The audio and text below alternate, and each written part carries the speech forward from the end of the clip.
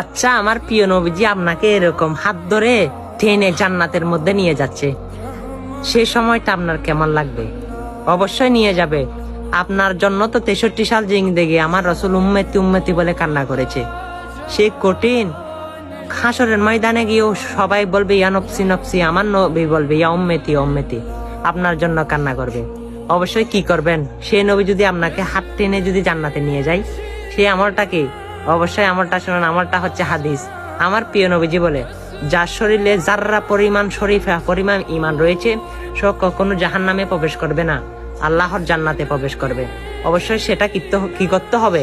এই হাদিসটা সকল মানুষের কাছে জানিয়ে দিতে হবে, শেয়ার করে দিতে হবে। আর আপনার তো আমার মনে হয় জান্নাতের প্রয়োজন নাই। যার যার জান্নাতের প্রয়োজন নাই, সেই ভিডিওটা শেয়ার করার দরকার নাই। কারণ আপনার ভিডিওটা অন্য না দেখুক আর আপনি সোয়াব কামাই না করুন, সেটা আপনি যদি চান তাহলে ভিডিওটা এড়িয়ে যান।